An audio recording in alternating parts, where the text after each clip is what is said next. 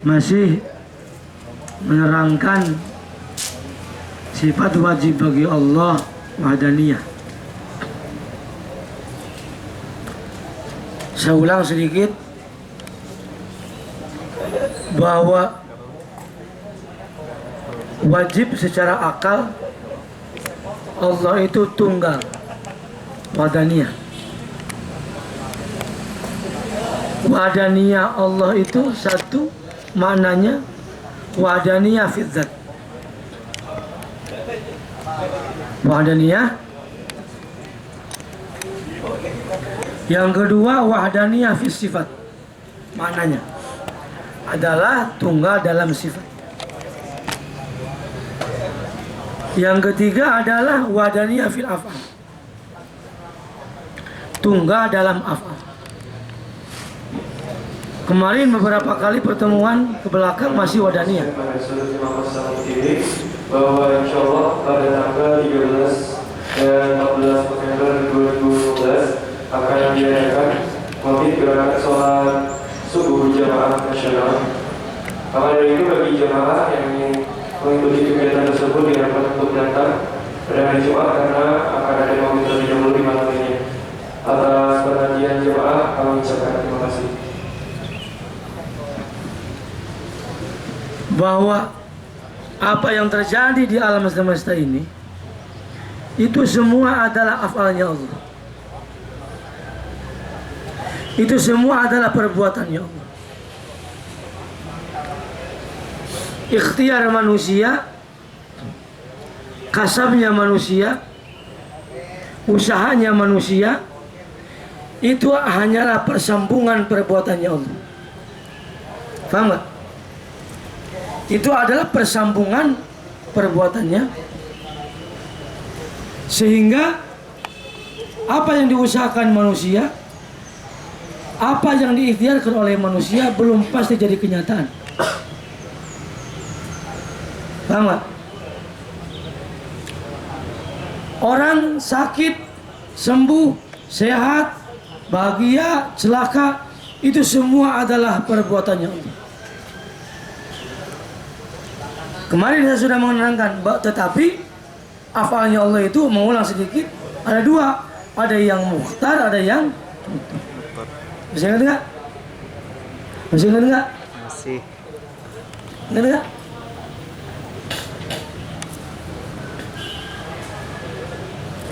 Kemarin itu terakhir pertemuan,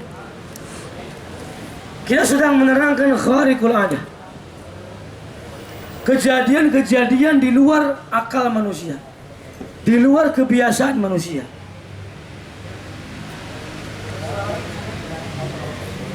Kenapa disebut luar biasa? Karena dipandangnya oleh akal kita. Paham gak? Api itu panas, kebiasaannya api itu panas, tapi yang memberikan panas itu Allah sebenarnya. Sehingga mungkin saja manusia dibakar tidak gosong. Bagi kita aneh, di luar kebiasaan. Tapi bagi Allah tidak ada istilah aneh. Makanya khawariqul adah di situ adalah dipandang oleh akal manusia. Di hadapan Allah sama saja, tidak ada yang mustahil bagi Allah. Paham gak? Cuma khawariqul adah itu terbagi-bagi kemarin. Ada yang disebut dengan mujizat, ingat ya? Diberikan kepada para nabi dan rasul.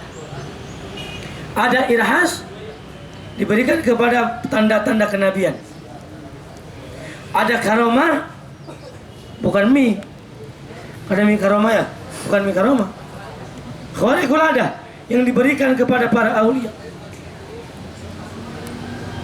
Bahkan ada ma'unah, masih enggak? Kepada orang-orang salih. Bahkan ada ihanah, kejadian di luar kebiasaan manusia, di luar kebiasaan akal, tetapi yang melakukannya itu ada orang-orang fasik. Bahkan ada yang disebut dengan istidraj, yaitu orang-orang kafir pelakunya. Tapi itu semua adalah izinnya Allah. Bahkan termasuk sihir. Wa ma hum bidharina bihi min ahadin illa biidznillah. Sihir itu tidak bisa memberikan madarat. Sihir itu tidak bisa membahayakan manusia. Tidak memberikan kecelakaan kepada manusia. Kenapa? Celaka, bahaya itu urusannya izin Allah. Sama. Sama halnya seperti orang makan. Kamu makan itu mungkin pasti kenyang nggak? Tidak pasti kenyang. Kadang ada orang makan nggak kenyang-kenyang. Orang sakit pergi ke dokter pasti sembuh nggak? Tanpa izin Allah tidak mungkin sembuh. Dokter bisa menyembuhkan nggak? Dokter bisa menyembuhkan nggak? Kalau dokter bisa menyembuhkan benar, maka setiap orang yang datang ke dokter pasti harus sembuh. Tapi kenyataannya enggak, percaya. Kadang orang datang ke dokter, ada yang sembuh, ada ya? Ada yang tambah parah, ada nggak? Ada nggak? Ada nggak orang yang datang ke dokter tambah parah? Ada. Bahkan ada yang dokter malah mati, ada nggak? Bahkan ada orang ke dokter tetap aja sama saja. Semuanya tidak menjadikan bahaya dan manfaat. Paham nggak? Tidak bisa memberikan bahaya, tidak bisa memberikan manfaat, kecuali itu semua ada ketentuan Allah.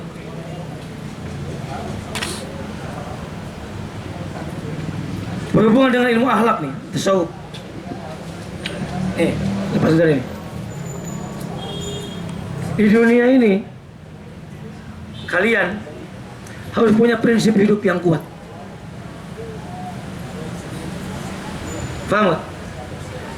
Tetapi prinsip hidup yang kuat itu harus dilandasi oleh agama.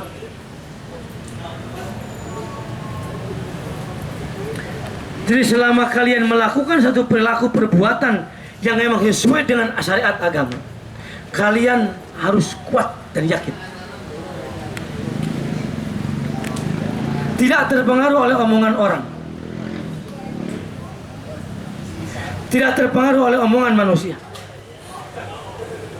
Jangan takut kamu dihinakan, dicampakkan oleh semua manusia. Kalau kamu memang benar melakukan perbuatan itu sesuai dengan syariat agama. Faham nggak? Faham nggak? Isi dunia ini mencampakkan kamu. Seandainya seisi dunia ini mencampakkan kamu, tapi kamu benar karena taat kepada Allah, maka penghinaan manusia, campakkan semua manusia, tidak akan bisa menghinakan kamu di hadapan Allah. Paham gak? Paham gak ini? Kamu tidak akan menjadi orang terhina di hadapan Allah gara-gara dimusuhi oleh semua manusia. Atau sebaliknya, kamu semua dimuliakan oleh setiap orang. Kamu dihormati oleh setiap orang. Tidak akan menambah derajat kamu di hadapan Allah.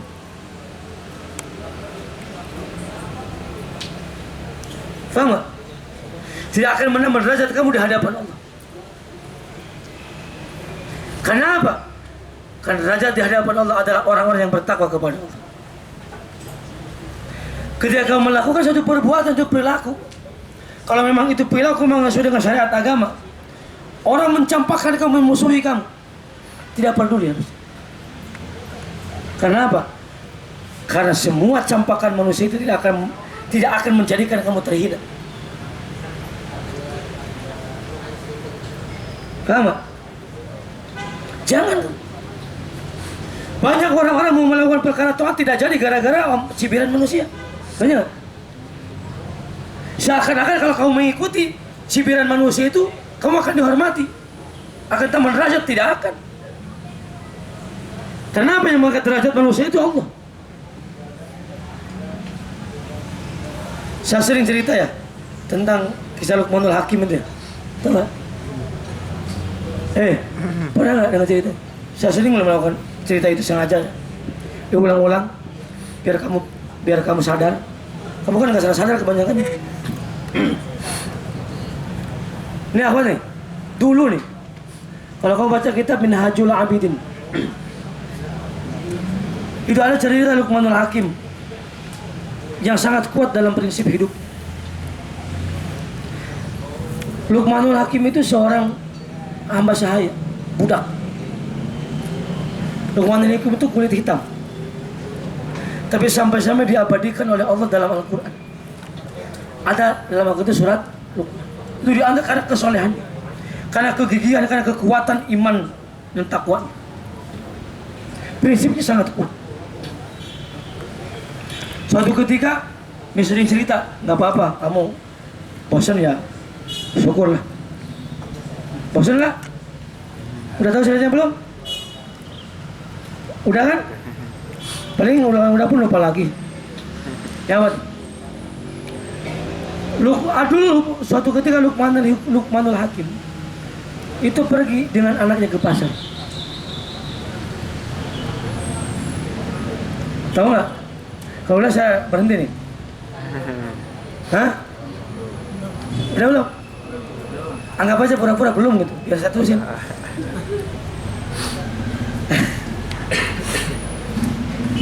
Diriwayatkan Luqmanul Hakim ini naik keledai atau kuda lah, dengan anaknya. Ini sebelum ke masalah sihir nih, halak dulu, karena hari Senin saya nggak masuk.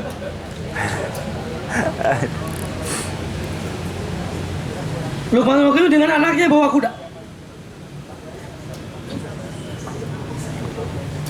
melewati banyak orang untuk menuju pasar itu.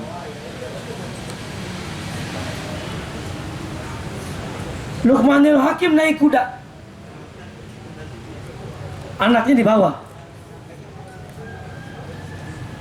jalan, anaknya mengikuti bapaknya. Ternyata penilaian orang itu jelek. Penilaian orang, ini orang tua parah, orang tua nggak sayang sama anaknya. Orang tua macam apa? Masa bapaknya naik kuda, anaknya malah suruh jalan. Ya.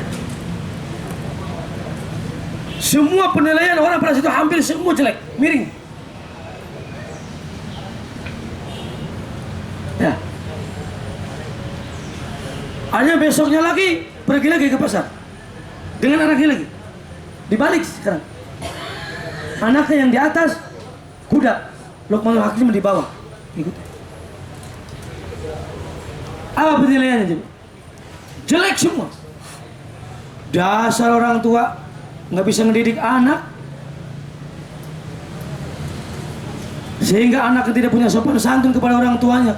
Masa bapaknya berjalan di belakang kudanya, yang di atas kudanya anaknya. Dasar anak nggak tahu diri, gara-gara bapaknya nggak mendidik anak. Jelek semua. Besoknya lagi pergi lagi ke pasar, bawa kuda. Sekarang dua-duanya naik. Luqmanul Hakim naik, anaknya naik. Ternyata orang-orang yang menilai di pinggir jalan itu jelek semua. Ternyata jelek. Dasar manusia nggak punya peri kehewanan, ya kan? Masa kuda segede gitu ditaiki sama dua orang? Nggak punya perasaan, zalim terhadap binatang itu. Penilaiannya apa? Jelek juga. Besoknya datang lagi pakai kuda lagi, bawa kuda ke pasar. Apa coba? Sengaja Luqmanul Hakim dan anaknya berada di bawah kuda, tidak ditaiki sengaja, dituntun. Lewat ke pasar, lewat orang-orang. Ternyata apa? Penilaian orang jelek semuanya. Dasar goblok. Orang gak punya akal. Allah menciptakan binatang itu untuk dimanfaatkan oleh manusia. Ini malah kuda yang gak dimanfaatkan oleh manusia. Dasar bodoh. Apa coba? Kamu melakukan perkara kebaikan, jangan sampai tidak jadi gara-gara manusia.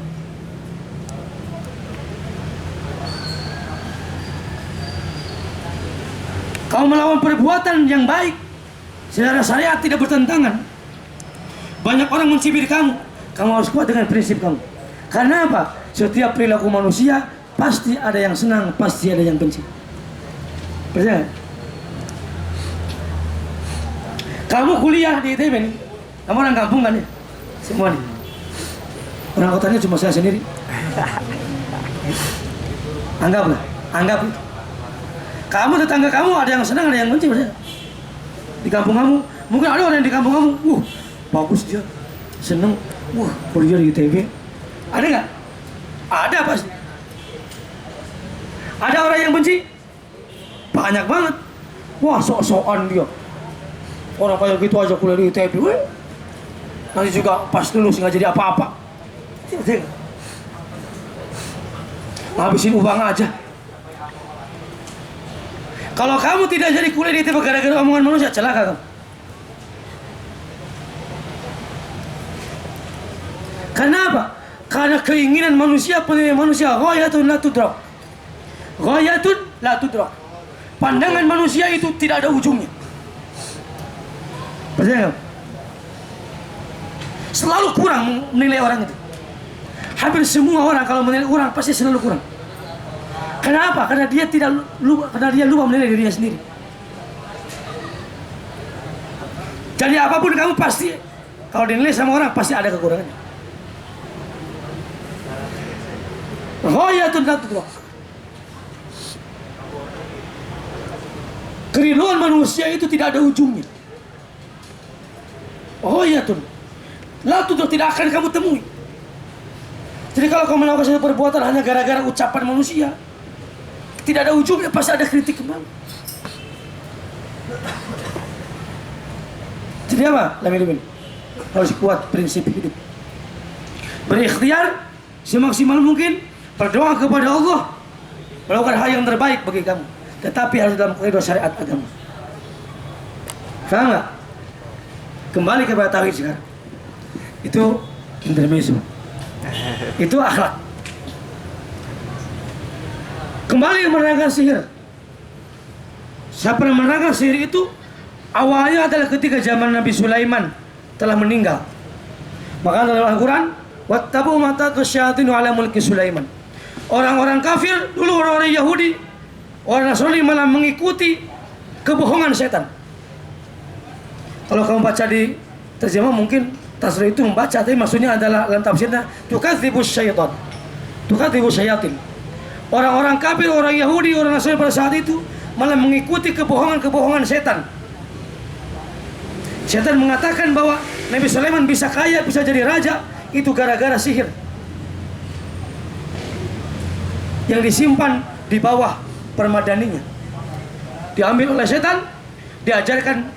Di antaranya kalau dalam kitab Al-Quran itu ada dua malaikat Harut wa Marut di Babilonia. Pada Harut dan Marut itu mengatakan, nahnu fitnatun fala takfur. Kami ini hanya untuk mencoba kalian. Kamu jangan kufur. Oh, sihir. Haram. Kamu belajar sihir itu haram. Mengikuti sihir haram. Dan sekali lagi, wa ma hum bidorina bihi min adillah biidnillah.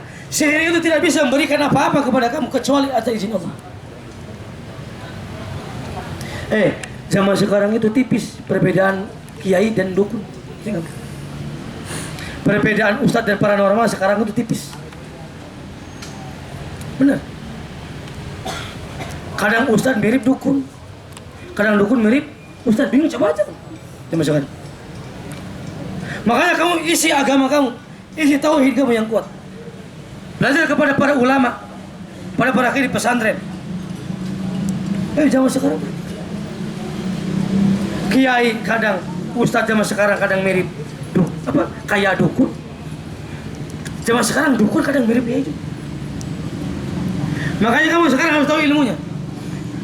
Sihir itu ada 10 macam. Kalau kamu baca kitab tauhid, yang betul banyak bukan Tijan. Di atas ini ada kitab tauhid namanya. Saya baca di kitab tauhid itu ada 10 macam sihir di antaranya. Kamu baru tahu sekarang ya? Hah? Tapi jangan takut. Tadi wa ma hum bidzarrin bihi min illa biidznillah. Makanya kamu diajarkan, dianjurkan oleh Rasulullah sebelum tidur itu kamu punya wudu, baca Fatihah, baca Al-Ikhlas, Al-Falaq, Bin-Nas, ditiupkan tanafut, usahakan ke semua anggota badan kamu. Itu terjaga dari sihir kamu. Dilindungi oleh Allah Subhanahu wa taala. Aduh, maaf Ustaz. Yang apa? Paham gak? Kamu nih. Sihir 10 macam. Satu ada disebut dengan sihir simia. Catat jangan. Tulis jangan. Kamu kan jenius. Saya lagi malas nulis tuh. Sihir apa? Simia. Ini nggak ngarang saya. Dalam kitab tauhid. Apa itu sihir simia?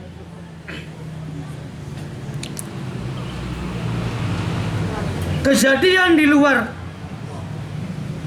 luar akal manusia, tetapi dengan cara menggunakan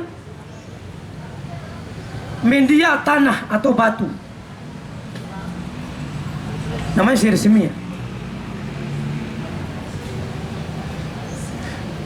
Sama. Kalau ada orang mau pemilihan jadi DPR, datang ke dukun, kata dukun ini ada tanah, kamu awurin aja ke tiap depan rumahnya. Sihir simia.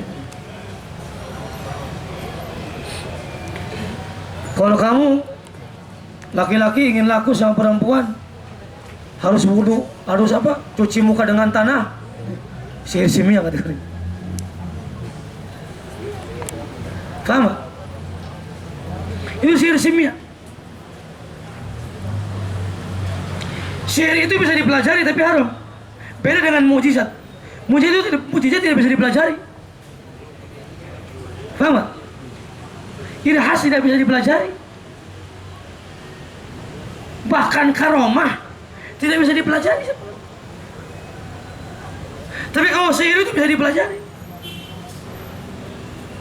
Tapi haram kamu belajar sihir. Paham gak? Oh memang kalau dalam kitab tafsir Sahwi itu ada empat kategori, 4 pendapat tentang mempelajari ilmu sihir. Tapi terlalu panjang, nanti wadahnya ke saya berikutnya. Sihir simia, mauna, ihana bisa dipelajari. Tetapi kalau yang halal itu tadi bacaan Al-Quran, sholawat, asma-asma Allah, itu halal. Tapi kalau sihir haram. Di antaranya dengan media tanah. Paham gak? Ada yang kedua sihir himia. Pakai H besar sama dengan ini. Sin himia. Itu sihir yang menggunakan media perbintangan. Banyak anak-anak kuliah kadang kamu zodiak kayak gitu haram. Seakan-akan bakal tahu masa depan, seakan-akan bakal tahu isi hati manusia dengan mengetahui zodiak berbintangan kayak gitu, ilmu nujum. Haram kamu. Itu kategori sihir. Ngerti gak? Kamu lahirnya bulan apa? Bulan Mei itu maung. Harimau itu nanti kamu makan kamu. Januari itu apa? Januari itu apa? Aquarius itu apa kepala lambang? Hah? Kepiting? Awas ya bu. Air. Mau Januari mau Februari air minta ada. Ya Allah. Ya kan? Mau Januari lambangnya air memang dari Allah, di setiap bulan pun dikasih. Ketika kemarau aja orang Allah ngasih air. Haram itu. Biro jodoh pakai perbintangan. Sini jodohnya sini katanya. Lahirnya hari ini sifat-sifatnya begini, haram. Ya. Seakan-akan bakal bisa mengetahui isi hati, tebak-tebakan. Yang namanya isi hati tebak-tebakan itu namanya. Kamu itu jalan apa hari ini? Oh kamu kemarin waktu bulan kemarin gini ya, gini ya. Oh iya iya. Walaupun benar itu bohong sebenarnya. Paham nggak? Karena apa? Tatlu syaitan ala mulku Sulaiman. Aitu kadzibu asyayatin. Setan itu berbohong sama kamu. Kalau apa terjadi itu hanya kebetulan. Ngerti nggak? Ada orang, ini penting. Kamu datang ke orang, tiba-tiba dia langsung ini, bukan kamu. Kamu ini begini. Oh iya, iya, Ustaz, ya, benar. Kamu ini begini. Oh iya, itu kebetulan dong. Masya Allah. Hati-hati. Sama-sama ada seorang kiai mengatakan, kamu jangan percaya sama dukun walaupun benar. Apa syarat dukun itu? Hah? Kahin. Kalau kamu baca riwayat hadis, siapa utusannya? Setan, iblis. Adalah kahin, dukun, penyihir. Utusan Allah siapa? Para rasul, para nabi. Tapi utusan iblis, utusan setan adalah para dukun dan tukang sihir. Hati-hati kan? Ya. Orang sakit udah tanya ke dukun. Orang sakit datanya ke mana? Dokter. Ke dokter, jangan. Apa? Ustaz kalau datang ke kiai boleh nggak? Boleh. Tapi tujuannya minta doa.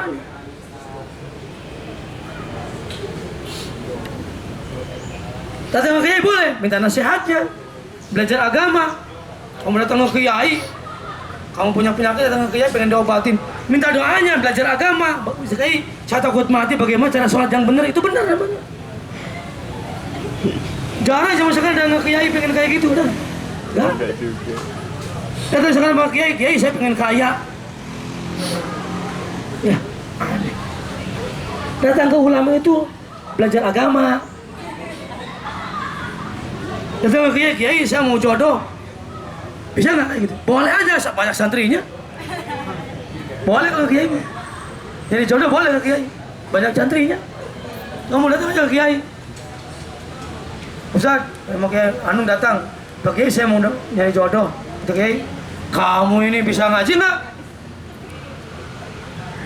Bisa Ustaz, bisa ngaji apa? Jumnya bisa nggak? Hafal nggak? Nggak bakalan dikasih kamu sama. Paling kayak gini Pak kiai. Pengen jodoh, datang kiai bener nggak? Benar. Supaya santri laki-lakinya juga. Ya. Yang kedua apa tadi? Sihir apa?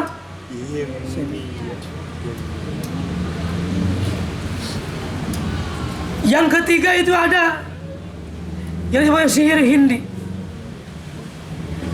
Pakai hak Hindi. Apa sihir Hindi? Sihir yang pakai media dari kejauhan, jarak jauh. Kadang mungkin pakai boneka ditojos-tojos itu.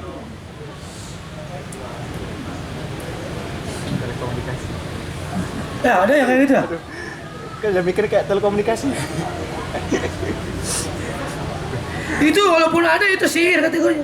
Bahaya dia tidak bahaya. Illa bitillah. Makanya minta perlindungan sama Allah. Ini perbuatan setan semua. Bacakan surat Al-Muawwidhatain. Qul a'udzu birabbil falaq. Min syarri ma khalaq. Sama surat An-Nas. Berwudu, makanya fadilah keutamaan berwudu itu sangat banyak banget. Kamu wudu sebelum tidur, maka kamu dijaga oleh Allah Subhanahu wa taala. Bagaimana usaha saya kan berumah tangga nih, punya istri kan batal lagi. Enggak apa-apa, wudu. Setelah itu kamu mau menyentuh istri kamu, enggak apa-apa. Yang penting kamu sudah niat itikad wudu untuk tidur. Begitu. Udah nikah belum? Udah pernah nikah semua kan ini? Udah pernah nikah semua. Ini udah semua cuma. Ya, wudu kemana-mana wudu kamu. Keluar rumah baru wudu dulu. Mau keluar rumah baru wudu dulu, jangan kentut.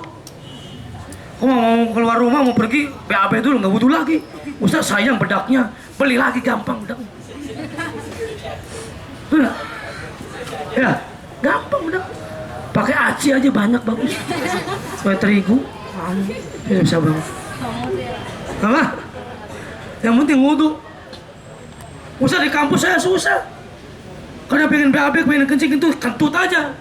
Yang keras tapi wudu lagi. Wudu Masya Allah. Banyak keutamaan kalau kamu baca riwayat hadis, banyak keutamaan orang punya wudu. Daimul wudu. Atau dawamul wudu. Banyak keutamaan orang menjaga wudunya. Kamu nggak punya wudu, ada yang kesurupan nggak jalan-jalan kamu yang punya wudu, gimana takutnya setan? Orang yang punya wudu aja kau orang takut yang punya wudunya. Nah, ya.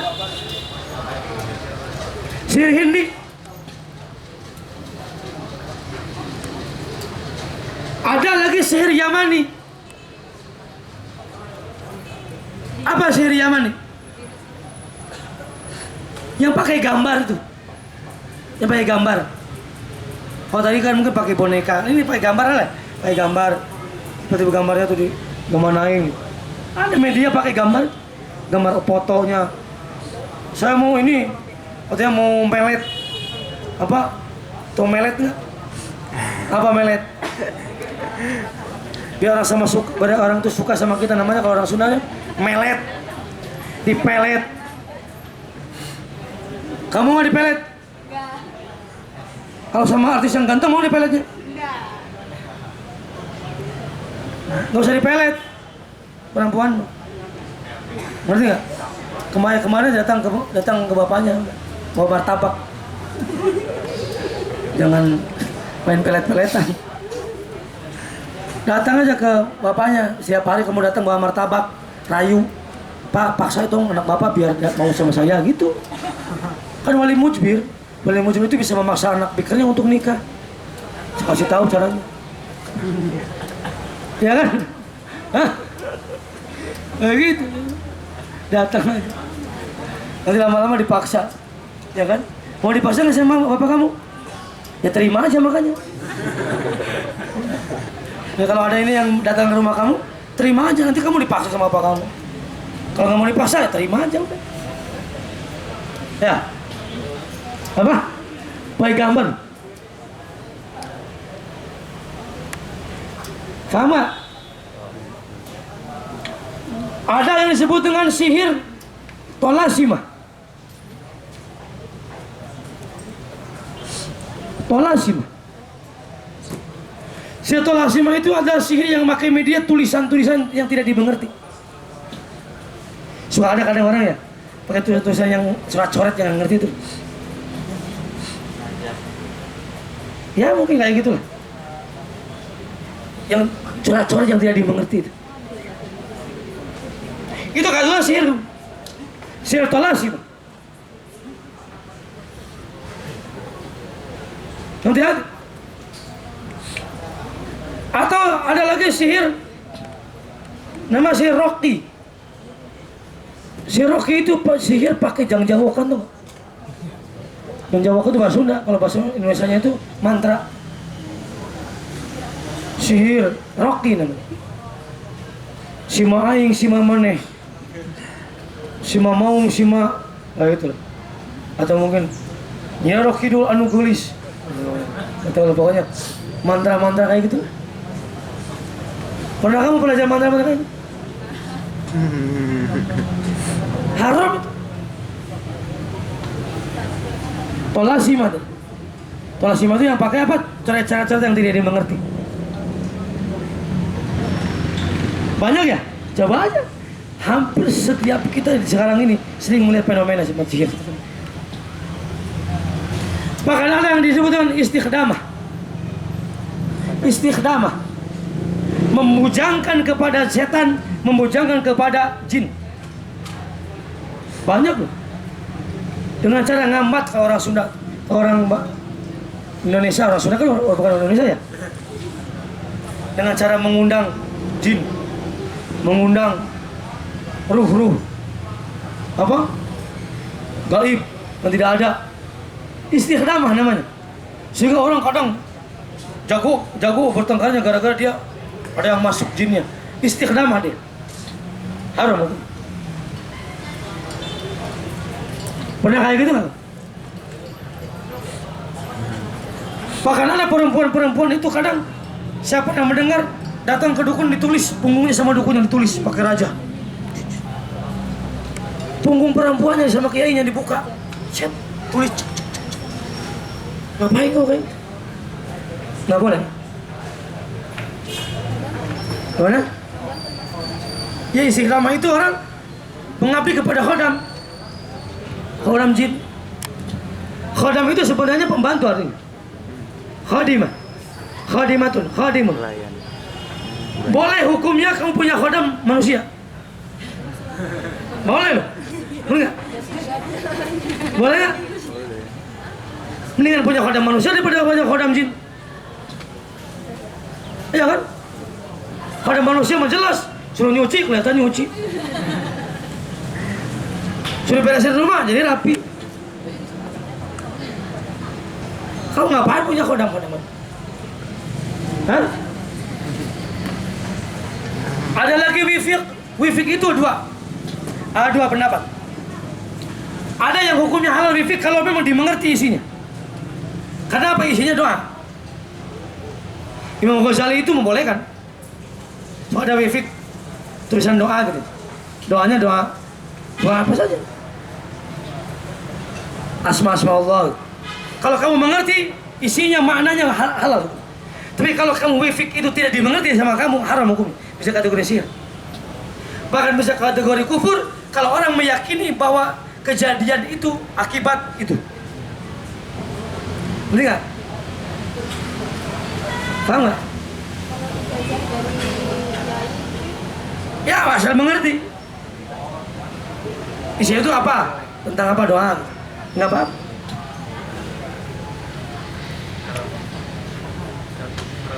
Ya kalau apa tahu isinya itu doa, maksudnya apa? Nggak apa-apa, itu doa.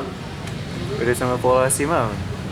Kalau tolasima itu tidak dimengerti, makanya bisa dimasuki tolasima kalau dia tidak dimengerti. Kalau tolasima itu bukan asma Allah, bukan doa, coret-coret aja. Nggak betul apa? Kalau tolasima. Tetapi wifik itu kalau tidak dimengerti, kamu bisa dikategori tolasima. Paham nggak? Ini dalam kitab tauhid lu, bukan dengan saya. Ada khawasi, sihir khawasi. Sihir khawasi itu ada kejadian di luar akal manusia yang memakai perwatakan makhluk. Perwatakan makhluk, tabiat makhluk.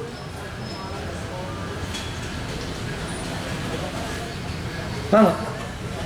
Kamu tuh sisi duan terus, ini pakai bawang. Pada kamu suka ada ya? Di kalung. Kalau ada irtibat itisolnya boleh. Khawasi itu kalau ada irtibat atau itisol, ada hubungan yang memang logis, halal hukum. Kebiasaan-kebiasaan di kampung-kampung itu kan yang logis juga. Kalau orang hamil katanya kalau keluar rumah bawa pisau, ya mungkin takut ada ular, ces gitu. Nggak apa kalau gitu. Atau bawa bawang di ini, mungkin ular takutnya sama bawang. Kalau itisol boleh, ada irtibat. Orang kena racun ular, zaman dulu itu dengan apa?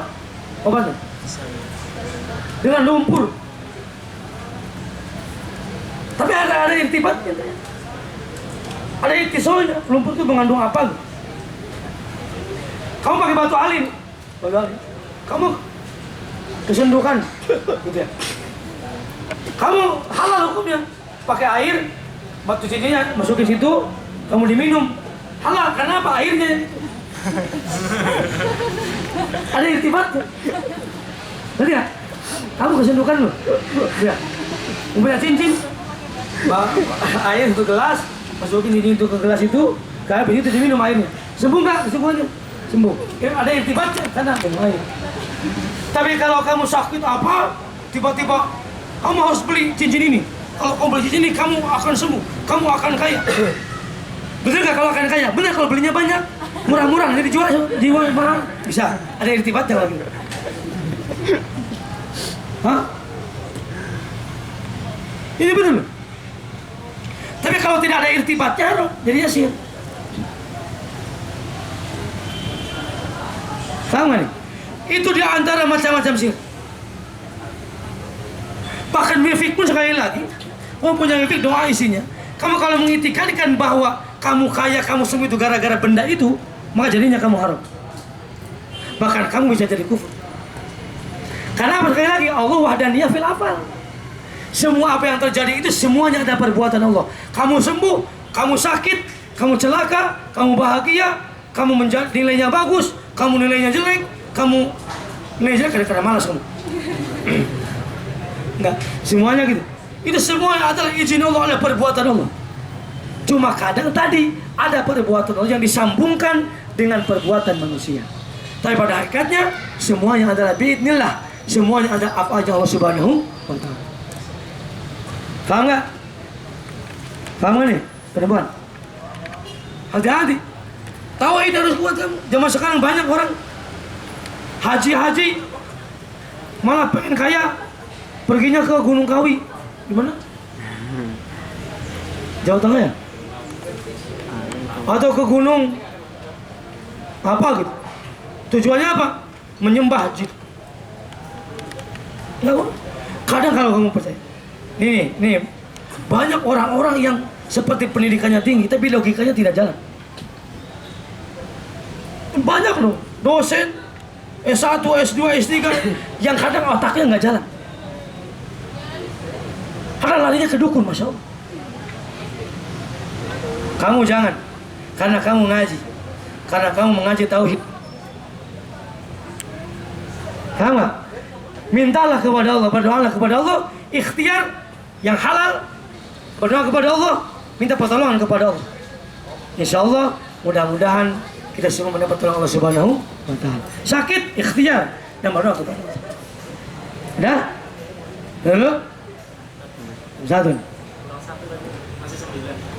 Oh ya. Yang 10 itu ada. Namanya adalah apa? Bukan istidamah, mirip dengan istidamah. Jadi mengundang jin masuk ke benda itu. Suka ada ya? Nanti nggak? Kamu pernah nggak? Kadang dimasukin orang itu. Tiba-tiba dia ngomong, yang nyuri itu sini, nggak boleh kamu kayak gitu. Karena tidak ada yang tahu.